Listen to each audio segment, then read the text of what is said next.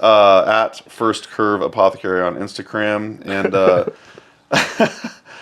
no, you have a post. There's your smiling face right there. But that's not what drew me in. Well, that was partially what drew me in. But then you wrote... Selfie works. Exactly. Yeah. Thanks for all the orders this week. Here's the truth. You will be just fine if you don't buy my products. But if you do buy my products, I get to keep doing what I do best. More people get access to low-cost herbs and free herbal care, and you get to wiggle around with a little dose of plant magic lighting the way. Not a bad deal. I just thought that was really sweet that you don't go for the hard sell. You know what I mean? You're like, you don't have to buy my product, but when you do, you're supporting me. And yeah. I don't know if you have any comments on that, but I just thought it was a really cool post for one. And then, yeah, if you want to expound upon that, or is that kind of part of the First Curve Apothecary philosophy, or? Yeah, I mean, have a really hard time with marketing because, you know, when I was really like learning about sociology and all that stuff, part of that was like understanding like how do we form different ideologies and different things like that. And marketing is a really big part of this because marketing is based on the idea that you're not enough and like you always need something else and all these different things. And it's like, that's just not true. It's just like a lie to get us to buy more stuff. And it's confusing having a business and like needing to sustain that business and to do what I'm here to do and like to share what I'm here to share with the world. And I'm just trying my best to avoid like, you need to get this for your life to be better, because that's just not true. And I like would love to live in a world where we can support each other and like, this is your village herbalist. Like, how do you like just offer them whatever to make sure they can get by, and vice versa? Like, how can I offer you to get by?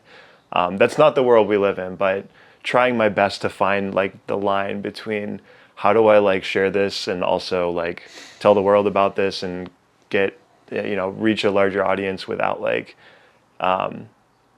reinforcing this like illusion that like we're not enough as we are, because that's not true. You know, I hope that like clarified.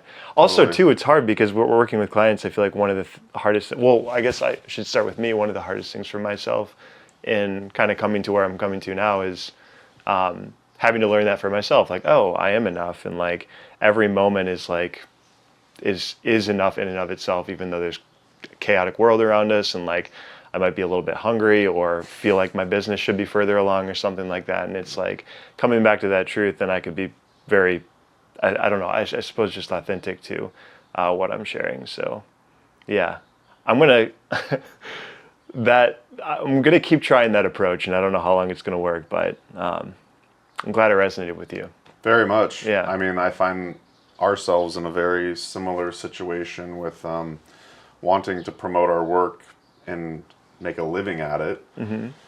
And sometimes when I'm on podcast interviews and they ask me to promote the HerbRally Schoolhouse, I'm always like, oh, you know, it's just for, you know, fans of HerbRally, if you will, to help support us. But in reality, you know, we're trying to create like a useful, educational platform for folks. But in all reality, herbal education everywhere is free. Yeah. You could go to the library and get books. You could take so many countless classes online for free. And so, but yeah, I'm like, do I need to be more like selly in my, I don't know what the word for it is, but in my marketing or like promotion of it? And yeah, I mean, I worked in the marketing department at Mountain Rose Herbs for 10 years. Like, I'm not a stranger to marketing products, but like for myself, it's kind of difficult to put myself out there that way. But yeah, I don't know. It's something that we're constantly trying to balance and learn, and but yeah, we want to keep doing this thing. So,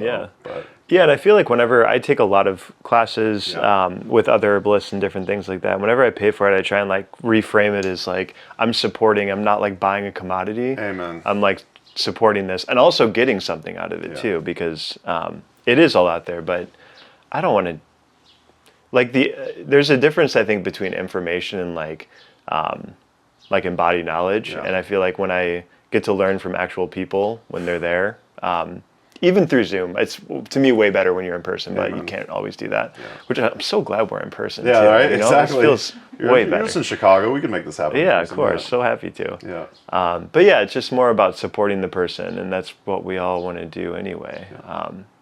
Yeah. Absolutely.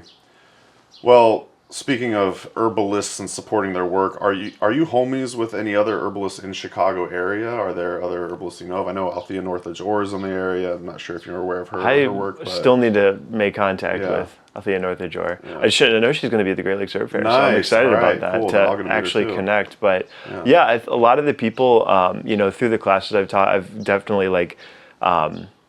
it's been mostly like students and things like that. Like, especially the first couple of years, there's some students who've gone off to do like body work and include herbalism in it. One of my students, Nicole, started a shop called Into the Feral, which is, I guess I'm going to plug that now, which is a herb shop. I've seen her stuff on Instagram before. The Feral Herbalist. Wonderful human That's being.